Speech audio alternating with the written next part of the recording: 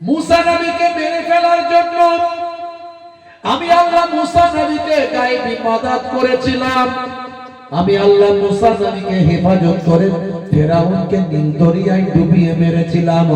হে তরুণ যুবকেরা, নমরুদ অনেক চেষ্টা করেছিল ইব্রাহিম নবীকে মেরে ফেলার জন্য। ইব্রাহিম নবীকে আগুনে ফেলেছিল। ইব্রাহিম নবীকে চারিদিক থেকে ঘুরিয়ে ঘুরিয়ে লাট্টুর মতো গোল করে আগুনের কুণ্ডলি কামাই ফেলা হয়েছিল।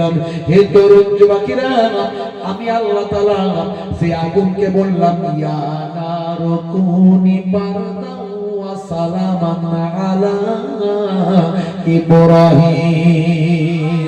হে তরুণ যুবকেরা, আমি আগুনকে বললাম, হে আগুন, আমার নবী ইব্রাহিমের জন্য তুমি শান্তি ও শীতল হয়ে যাও, আগুনটা তুমি ফুলের বাগান হয়ে যাও। ইব্রাহিম নবী আগুনের কুণ্ডর ভিতরে পড়লেন। আমি আল্লাহ কুদরতি ক্ষমতায় আগুনটাকে ফুলের বাগান বাগিচা বানিয়ে দিলাম। আস্তে আস্তে আমার নবী ইব্রাহিম নবী আগুন থেকে বাইরে বের হয়ে এলেন। জোরে হবে না, জোরে হবে না। আমি আল্লাহ ইব্রাহিম নবীর শত্রু সেই নমরুদকে ধ্বংস করলাম। নমরুদ বলল, হে ইব্রাহিম, আল্লাহর সৈন্য কই? এমন সময় ইব্রাহিম আলাইহিস সালাম বললেন, হে নমরুদ বাদশা জালেম, অপেক্ষা করো, আল্লাহর সৈন্য আসবে, অপেক্ষা করো। ভাই আমার নমরুদ তার দেশের সৈন্য, বিদেশের সৈন্য, সারা দেশ বিদেশের যত ভাড়া করা সৈন্য নিয়েছে হাজির। আল্লাহর সৈন্যের সঙ্গে সে লড়াই করে আল্লাহকে পরাজিত করতে চায়, আল্লাহকে হত্যা করতে চায়। হে যুবকেরা, হে আমার মুরব্বিয়ানেরা, এমন সময় দেখতে পাওয়া যায় আল্লাহকে হত্যা করার জন্য সে বাবা চারখানা বড় বড় শকুনকে পালন করেছিল। আপনারা জানেন, এই ওয়াজ আমি আগে করেছি। আল্লাহকে হত্যা করার জন্য শয়তান তাকে প্রলোভন দিল, বুদ্ধি দিল, চারখানা শকুন পালন করো, যে শকুন গোশত খায়, এই শকুনের অনেক শক্তি, তাকে তুমি পালন করো। কিভাবে? তার উপর তুমি একটা মাচা তৈরি করবে, একটা খাঁচা তৈরি করবেন, আর শকুনের মুখের দিকে গোশতটা উপর থেকে টাঙিয়ে দেবেন। শকুনগুলো গোশত খাওয়ার লোভে সে উঠতে থাকবে, আর তুমি মাচার উপর বসে আকাশের উপর উড়ে যাবে। 3 দিন 3 রাত ধরে আকাশের উপরে বহুদূর উড়ে গেল, সেখানে গিয়ে তীর মারল আকাশের দিকে। আমার আল্লাহ বললেন, তার বড় আমাকে মারা ইচ্ছা হয়েছে, হে ফারিস্তা জিবরাইল, তার তীরটাকে ধরে নাও, মাছের রক্ত লাগিয়ে তার পায়ের গোড়ায় ফেলে দাও, যাতে সে মনে করে আল্লাহকে হত্যা করেছি। তীরটাকে ধরে নাও, ধরে নিয়ে তার পায়ের কাছে ফেলে দাও, যাতে সে মনে করে। সে নেমে সে এবারে নামবে কিভাবে? ভাই আমার উপরে তো উঠছে, শকুন তো আর কথা শুনবে না, শকুনি উড়ে যাচ্ছে। তা এমন সময় শয়তান বুদ্ধি দিল, গোশতটা যেমন উপরের দিকে টাঙিয়েছিলেন, গোশত খাওয়ার লোভ করে তারা পাখা মেলে উপরে উড়ছিল, এবার নিচের দিকে টাঙিয়ে দাও, তাহলে পাখা মেলে তারা নিচের দিকে মুখ করে খাওয়ার জন্য নামতে শুরু করবে। ওইভাবে নিচে নেমে এলো। হে তরুণ যুবকেরা, এমন সময় 3 রাত পরে জমিনে নেমে এসে রক্তমাখা তীরটা ইব্রাহিম নবীকে দেখাতে শুরু করলো। দেখো হে নবী ইব্রাহিম, তোমার খোদাকে আমি হত্যা করে এসেছি, তোমার খোদাকে আমি মেরে ফেলেছি। হযরত ইব্রাহিম নবী মুচকি হেসে বললেন, আমার আল্লাহকে দেখা যায় না, আবার দেখা যাকে যায় না, তুমি তাকে হত্যাটা কেমন করে করবে? এটা আমার আল্লাহর কুদরতি খেলা। আমার আল্লাহ তোমাকে বোকা বানিয়েছেন, আর তুমি বোকা না সেজেছো। ইব্রাহিম, বলো তোমার আল্লাহর সৈন্য পাঠাতে বলো, তোমার আল্লাহর সঙ্গে মোকাবেলা করতে। ইব্রাহিম নবী বললেন, ঠিক আছে। আল্লাহর সঙ্গে কথোপকথন হয়ে গেল। আল্লাহ বললেন, যাও রেডি, আমার সৈন্য যাবে। ইব্রাহিম নবী ভাই আমার বললেন, যাও তুমি তোমার সৈন্য রেডি করে ফেলো। ভাই আমার নমরুদ নিজের সৈন্য আর দেশ বিদেশের যত সৈন্য ছিল, ভাই আমার সকলের সৈন্যগুলোকে ভাড়া করে সব রেডি হয়ে গেল। আল্লাহর সৈন্য আসবে, আল্লাহর সৈন্যকে পরাজিত করে সে তার ক্ষমতা প্রতিষ্ঠিত করবেন। হে তরুণ যুবকের, হে আবার মুরব্বিয়ানেরা, আমার সময় ভাই আমার ইব্রাহিম নবীকে নমরুদ বলছে আমার সৈন্য তো রেডি হয়ে গেছে, হে ইব্রাহিম তোমার আল্লাহর সৈন্য কোথায়? এমন সময় ইব্রাহিম নবী বললেন, হে নমরুদ শোনো, আল্লাহর সৈন্য এবার আসছে, দেখো আকাশের দিকে তাকিয়ে দেখো আল্লাহর সৈন্যর আগমন। দেখে আকাশটা কালো হয়ে গেছে, যেন মনে হচ্ছে ঘুটঘুটে মেঘ হয়েছে, কিন্তু মেঘ নয়, গোটা আকাশ জুড়ে আল্লাহর কুদরতি সৈন্য মশা আসছে। আল্লাহর সৈন্য কি বাবা? মশা। এগুলি তো আল্লাহর সৈন্য। কখনো বজ্রাঘাত, কখনো ভূমিকম্প, এগুলো সৈন্য, কিন্তু আমরা বুঝি না, আমরা মনে মনে করছি সব ন্যাচারাল প্রকৃতি। বুঝতে পারছেন? আল্লাহ নারাজ হলে কিভাবে যে ধ্বংস করবে কেউ বুঝতে পারবে না। খালি আমার নবীর খাতিরে আমরা রক্ষা পাচ্ছি, আমার নবীর খাতিরে আমরা রক্ষা পাচ্ছি, নাহলে আমরা যা গুনার কাজে লিপ্ত আছি আমার আল্লাহ হয়তো আমাদের বরদাস্ত করতে। হে যুবকেরা, হে আমার বন্ধুরা, শুনে রেখে দিন বাবা, জেনে রেখে দেন, এমন সময় আকাশ থেকে কালো মেঘের মতো মশার পাল ভাই আমার, মশার ভাই আমার মিছিল নামতে শুরু করলাম। আল্লাহর কুদরতি বড় বড় মশা ভাই আমার, দেখতে ভয়ঙ্কর চেহারা। এই মশা যখন ভাই আমার ওই নমরুদের সৈন্যদের দিকে তাড়া করলাম, প্রত্যেক সৈন্যরা মার টান খেছে দৌড়, এক একজন সৈন্য শত শত মশা তাদের ছিঁড়ে ফেলতে লাগলাম। ভাই আমার যেখানে কামড়ায় সেখানটা ধ্বংস হয়ে যায়, ভাই আমার জ্বালা যন্ত্রণায় তারা অস্থির হয়ে পড়ে, যাকে কামড়ায় সে মারা যায়, এইভাবে চলতে লাগে। মুহূর্তের মধ্যে নমরুদের সৈন্য মাঠ ফাঁকা, মাঠে আর সৈন্য আছে, যার খেচে দৌড়াচ্ছে, মাঠ ফাঁকা। মুহূর্তের মধ্যে কাকে গুলি করবে, কাকে কামান লাগবে? মশার সঙ্গে কিসের গুলির লড়াই হবে ভাই? মাঠ ফাঁকা, মুহূর্তের মধ্যে নমরুদ ছুটতে শুরু করলাম। হে তরুণ যুবকেরা, হে আমার মুরব্বিয়ানেরা, নমরুদে পালাতে লাগলাম। এই মশার পালের মধ্যে একটা কানা খোরা মশা ছিল, হ্যান্ডিক্যাপ। এই হ্যান্ডিক্যাপ মশা বলল, আল্লাহ আমি তো খদ্দের পাচ্ছি না, আমার একটা খদ্দেরের ব্যবস্থা করো। আমি কাকে কামড়াবো? আমি কানা খোরা বলে কি আমাকে কোনো সুযোগ দেবে না?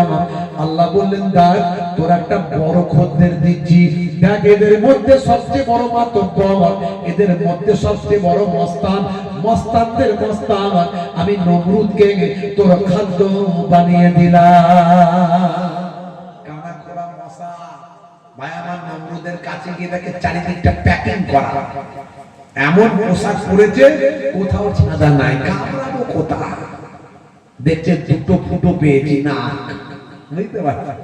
হে যুবকেরা, কানা খোরা মশা নাকের ভিতর দিয়ে মাথায় দিয়ে কুটুস কুটুস করে কামড়ায়। একবার কামড়ালে জ্বালা যন্ত্রণায় থাকতে পারে না, চিৎকার আওয়াজ দেয়, সঙ্গে সাথে লোকেদের বলে আমার মাথা ঠোক, মাথায় ঠোকাঠুকি শুরু হলো। ভাই আমার এত কামড়ানো বেড়ে যায়, যন্ত্রণা আরো বেড়ে যায়, বলে জুতো নিয়ে ঠোক। ভাই আমার খড়গ নিয়ে জুতো নিয়ে মারা শুরু হলো। আল্লাহ বলল, দেখ বিয়াদব, তুই এত বড় বিয়াদব, তোকে জুতোর বাড়ি আমি তোর লোককে দিয়ে মার খাওয়াচ্ছি। তোর লোককে দিয়ে তোকে জুতোর বাড়ি মার খাওয়াচ্ছি, বুঝতে পারছেন? এটাই হলো আল্লাহর কৌশল। এত বড় বিয়াদব, তোর বিয়াদবি আমি শিখিয়ে দিচ্ছি। দাঁড়া বন্ধুরা, তরুণ যুবকেরা, হে আমার মুরব্বিয়ানেরা, হে যুবকেরা, হে আমার বন্ধুরা, শুনে রেখে দিন বাবা, এইভাবে মার খেতে খেতে আর কোনো উপায় না, সঙ্গী সাথীরা দেখে এবারটা মারাত্মক চিৎকার করে আর আমাদেরকে পেরেশান করে, আর ওদিকে মশা টুকটুক করে দীর্ঘ সময় ধরে একটু করে মগজটা খেয়ে খেয়ে মগজের মালগুলো সব ফাঁকা করে। ভাই আমার এত সহ্য হয় না, আর থাকতে পারে না, এমন সময় বলে আরো জোরে মার, আরো জোরে মার। এক সময় মারতে মারতে দেখে মাথার খুলিটা ফেটে যায়, ভিতরের মালগুলো সব ফাঁকা হয়ে যায়, মশা ফুরুত করে উড়ে চলে যায়। এইভাবে জালেম নমরুদ ধ্বংস হয়ে যায়।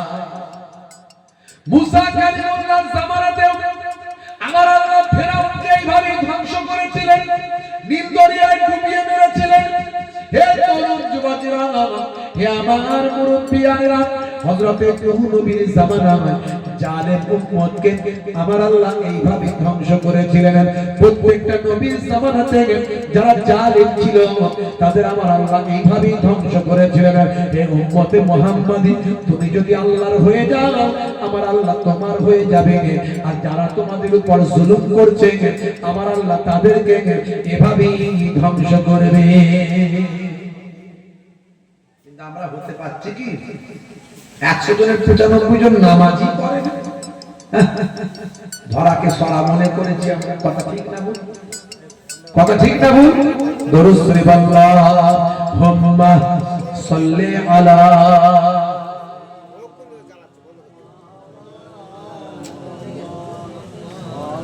ওয়া আলা আলি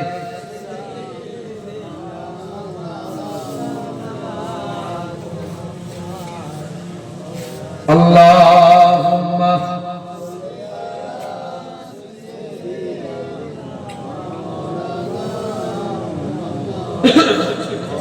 ঘুম পাচ্ছে নাকি? ঠান্ডা লাগছে? মাশাআল্লাহ, মজলিস তো ভরে গেছে আলহামদুলিল্লাহ, কিন্তু ঘুম পাইনি তো? হবে তো একটু নাকি?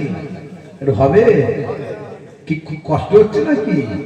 হ্যাঁ, এখানে তো সুন্দর করে ঘিরে ফেলেছে আমাদের ভাইরা সব, ভিতরটা তো গরমই আছে আলহামদুলিল্লাহ। আর আমি আবার ইঞ্জিন চলছে বলে বেশি গরম, বুঝতে পারছেন? তা আপনারা একটু জোরে সোরে তকবীর দিয়ে মাঝে মাঝে একটু ইঞ্জিন চালান, না রে তাকবীর। এই এত মানুষের আওয়াজ এত আসতে হলে আমাদের ওয়াকাফ থাকবে তো? কি জি ওয়াকাফ থাকবে আমাদের? হ্যাঁ, বিভিন্ন রকম কৌশল করছে, চক্রান্ত বিরাট চলছে, আমাদের সব মুটে মুটে নিয়ে নেবে, কিছু তো দেবে না, সব মুটে মুটে নিয়ে নেবে। আপন কেউ নাই, কেউ আপন নাই। এই যে উমিদ পোর্টালে তুলতে দিয়েছে, 5 তারিখে লাস্ট ডেট ছিল, অনেক বলে কয়ে আমরা টাইমটা বাড়িয়েছি, আরো 6 মাস দিয়েছে। তার উপরে আবার দেখা যাচ্ছে ওয়াকফ ওয়াকফ করা সম্পত্তিগুলো যদি আপনি দেখেন, ওখানে দেখবেন অনেক জায়গা জমি, কবরস্থান, মসজিদ জায়গা সব 1 নাম্বার খতিয়ানে চলে গেছে। সার্চ করে যদি দেখেন পোর্টালে গিয়ে, 1 নাম্বার খতিয়ানে চলে যাওয়া মানে ওটা আর ওয়াকফের জায়গায় রইল না, ওয়াকফের সম্পত্তি রইল না, সরকারের ঘরে চলে গেল, সরকারের হয়ে গেল। বিপদ! কি লাইন ধরেছে, লুটে পুটে নিয়ে নেবে আমাদের জায়গা। কি বিপদ!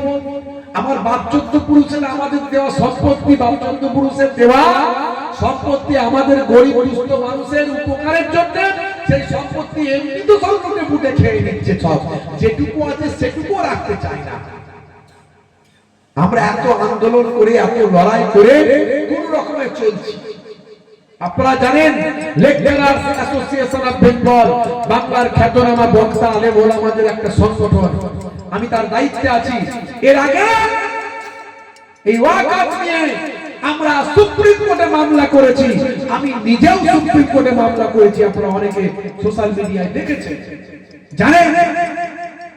আমরা দীর্ঘদিন ধরে অন্যায় প্রতিবাদ করে আসছি, অনেক ভাই আমার সংগঠন তারা প্রতিবাদ করছে, না হলে আমাদের ওই ওয়াকফের সম্পত্তি অনেক আগেই লুটে পুটে নিয়ে নিত, সব অনেক আগেই নিয়ে নিত। ভাইরা আমার, তরুণ যুবকেরা আমার, মুরব্বিয়ানেরা আমার, এখন আবার অন্য কৌশল ধরেছে। হঠাৎ করে পোর্টাল খুললে দেখা যাচ্ছে আমাদের সম্পত্তি ওই 1 নাম্বার খতিয়ানে চলে গেছে, মানে সরকারের ঘরে। আবার 3 জনের ভিতরে নতুন একটা আইন করে দিয়েছে, তিনজনের ভিতরেই আমাদের যে কমিটি, এই কমিটিতে একজন অমুসলিম ব্যক্তিকে দিয়ে দিচ্ছি। আচ্ছা বলুন তো, এই মাদ্রাসার জায়গা, মক্তবের জায়গা, এই কবরস্থানের জায়গা, এই জায়গার কমিটিতে অমুসলিম এসে কি করবে? কোন গির্জার কমিটিতে কোন মুসলমান থাকবে? নেবে? কোন মন্দিরের ট্রাস্টে, মন্দির কমিটিতে মুসলমানকে নেওয়া হবে? হবে না। তাহলে এখানে কেন? ভাইরা আমার, তরুণ যুবকেরা আমার, এরা যে কি চক্রান্ত করছে, কি কৌশল করছে, আমরা এর তীব্র নিন্দা করি, এর প্রতিবাদ জানাই। ওয়াকাফের সম্পত্তি আমাদের পূর্বপুরুষের রেখে যাওয়া সম্পত্তি। এই সম্পত্তিকে বাঁচানোর জন্য আমাদের যত যা কিছু করতে হয় করতে হবে। হে মুসলমান, ঘুমাতে চলবে না। তোমার বাচ্চত্ব পুরুষের সম্পত্তিকে লুটে মুটে খেয়ে নিতে চাই, তোমার বাপ যে গোরস্থানে আছে সেই গোরস্থানকে দখল করে নিতে চাই। হে মুসলমান, আর ঘুমানোর সময় নাই। যদি তুমি এর পরেও ঘুমাও, চোর ঢুকছে তুমি দেখছো, চোর চুরি করছে তুমি দেখছো, চোর চুরি করে নিয়ে চলে গেলে তুমি দেখছো, তাহলে তোমার জেগে থাকার থেকে মরে থাকা, মরে যাওয়াই ভালো। হে মুসলমান, আর ঘুমালে হবে না। আমাদের অন্যায়ের বিরুদ্ধে গণতান্ত্রিক পদ্ধতিতে সংবিধানকে মান্যতা দিয়ে ডক্টর বি.আর. আম্বেদকরের সংবিধানকে সামনে রেখে আমাদের লড়াই, আন্দোলন সংগঠিত করতে হবে, আমাদের আওয়াজ তুলতে হবে। আগামী রবিবার কাজকলে আমরা তাই সভা ডেকেছি, এই ওয়াকাফ নিয়ে আর এসআইআর নিয়ে এবং সম্প্রীতি সমাবেশ। আপনাদের সকলকে আহ্বান করছি, অনেক কিছু আমাদের জানার বাকি আছে, ওয়াকাফ নিয়ে অনেক কথা বাকি আছে, আমাদের অনেক বড় আন্দোলন করতে হবে। আপনারা দলে দলে সেখানে এসে উপস্থিত হবেন আগামী রবিবার বিকাল 3টের সময়। বলুন ইনশাআল্লাহ। আসবেন তো নাকি? দরকার আছে না নাই? যেরকম দরকার আছে না নাই? আমার ঘুমিয়ে থাকলে চলবে না। আমরা সুন্দরভাবে সরকারকে বলবো, পোলাইট ভাবে, মিষ্টি ভাষায়, ভালোবেসে, যে আমরা তো তোমাদের উপর ভরসা রেখেছি। রাজ্য সরকারকে আমরা বোঝাবো, এতদিন পর্যন্ত তোমাদের সঙ্গে আছি, আমাদের সঙ্গে খেলা খেললে তখন আর পার্টি পলিটিক্স আমরা দেখবো না। তখন আমাদের ঘরের ছেলেগুলো আগে পার্টি দেখবে না, আগে অবস্থান দেখবে। কথা ঠিক না? হ্যাঁ, সবটাই তোমাদেরকে উজাড় করে দিয়েছি, আমাদের সঙ্গে খেলা খেলো না। আর কেন্দ্রকে আমরা বলে দেবো হুঁশিয়ার, আমাদের সম্পদের উপর তোমাদের চোখ পড়েছে। যারা আমাদের বাচ্চত্ব পুরুষের সম্পদের উপর চোখ পড়ে, তাদের চোখকে আমরা ছিনিয়ে নেব। এই ক্ষমতা আমাদের আছে। মুসলমান আগের মতো ঘুমিয়ে নাই। হে যুবক, আপনাকে জানতে হবে, আপনাকে আপনার সম্পত্তি অধিকার বুঝে নিতে হবে। বন্ধুরা আমার, পারবো তো ইনশাআল্লাহ নাকি? এই পারবো তো নাকি? এই বড় পারবো, পারবো, পারবো। হাত তুলে দেখান নাকি? নারে তাকবীর, নারে তাকবীর, নারে রিসালাত, সিলসিলা হল মুজাহিদুজ জামান, মাটি কুমড়া গ্রামের ইশারে সাথ, নারে তাকবীর। ইনশাআল্লাহ, ইনশাআল্লাহ। ভাইরা আমার, তরুণ যুবকেরা আমার, আগামী রবিবার যত অনেক হুজুররা, অনেক বক্তারা, পীরজাদারা সব আসবেন, ওখানে বড় বড় ব্যক্তিরা সব আসবেন। কিভাবে আমরা উমিদ কোটারের নামগুলো তুলব? আপনার গ্রামের এই মসজিদগুলো কি সব ওয়াকাফের জায়গায় চলে যাবে নাকি? এগুলোকে কি করতে হবে? কিভাবে এগুলোকে আমরা ট্রাস্টের মধ্যে নিয়ে আসবেন? কিভাবে এগুলোকে রেজিস্ট্রেশন করবেন? তাহলে আগামী দিনে এই মসজিদ মাদ্রাসাগুলো বিপদে পড়বে। যেগুলো ওয়াকাফের স্টেটের মধ্যে আছে সেগুলো 1 নম্বরে খতিয়ানে আছে কিনা দেখতে হবে। যদি দেখতে পান তাহলে কি করবেন? তাড়াতাড়ি ওয়াকাফ বোর্ডে যোগাযোগ করতে হবে, সেগুলোকে বাঁচানোর জন্য ছুটতে হবে। আর ঘুমিয়ে থাকলে চোর ঢুকছে, আমি দেখছি, চোর চুরি করছে, আমি চোখ বুঝে বুঝে দেখছি, চোখ চুরি করে বেরিয়ে যাচ্ছে, আমি চোখ বুঝে বুঝে দেখে নিলাম, চোর আরাম করে চুরি করে চলে গেল। এইরকম ছেলের বেঁচে থাকা, জেগে থাকার থেকে মরে যাওয়াই ভালো ছিল। কথা ঠিক না? ভাইরা আমার, তরুণ যুবকেরা আমার, মুরব্বিয়ানেরা আমার, মাথায় রাখবেন, মাথায় রাখবেন। হে তরুণ যুবকেরা, হে আমার বন্ধুরা, শুনে রেখে দিন বাবা, জেনে রেখে দেন। আল্লাহ বলছে, বান্দারে তোরা যদি আমার হয়ে যাস, আমি আল্লাহ তোদের হয়ে যাব। আর যত চক্রান্তকারীরা চক্রান্ত করবে আমি আল্লাহ আমার কুদরতি কৌশল তাদের উপর চালাবো। জোরে হবে না? আল্লাহর কৌশল সবচেয়ে বড় কৌশল। কথা ঠিক না ভুল বলেন? কথা ঠিক না ভুল বলেন? আল্লাহর কৌশল সবচেয়ে বড় কৌশল। হে যুবকেরা, হে আমার বন্ধুরা, শুনে রেখে দিন বাবা, জেনে রেখে দেন হযরত নূহ নবীর জামানায় নূহ নবীর উম্মতের মধ্যে বাবা ভাই আমার 950 বছর নূহ নবী হায়াত পেয়েছিলেন। 950 বছর ধরে ইসলামের দাওয়াতটা তিনি দিয়েছিলেন, কিন্তু অল্প কিছু মানুষকে মাত্র তারা ঈমানটা এনেছিলেন। বাকি সমস্ত মানুষ নূহ নবীর কথা শুনে না, তারা বাবা আল্লাহর দ্বীনের বাইরে গিয়ে তারা বাবা নিজস্ব খোদা বানিয়ে তাকে খোদা বলে মেনেছিল, নিজস্ব খোদা বানিয়ে খোদার কাছে আরাধনা করেছিল। আল্লাহকে প্রভু বলে তারা মানেনি, নূহ নবীর বলা আল্লাহকে তারা মানেনি। হে তরুণ যুবকের, শুধু তাই নয়, নূহ নবীর উপর কত জুলুম হয়েছিল, নূহ নবীকে কত অত্যাচার করেছিল, রক্তাক্ত করে দিয়েছিল। নূহ নবী আর সহ্য করতে পারলেন না, আমার আল্লাহকে বললেন, আমার আল্লাহ আমি আর এদের হেদায়েত করতে পারি না। এত বোঝালাম তবু এরা আমার বোঝ মানল না। এত বোঝালাম তবুও বোঝ মানল না। আর কেমন করে বোঝাবো আল্লাহ, আর পারি না আমি। আল্লাহ বললেন, হে নবী নূহ চিন্তা করো, হে নবী নূহ চিন্তা করো না। একটা ডাল দিলেন, ডাল। ফারিস্তা জিবরাইল আলাইহিস সালাম একটা ডাল দিয়ে গেলেন, ডাল, গাছের ডাল। বললেন এই ডালটাকে পুঁতে দেন, অল্প দিনের মধ্যে এটা একটা বিশাল গাছ হয়ে যাবে।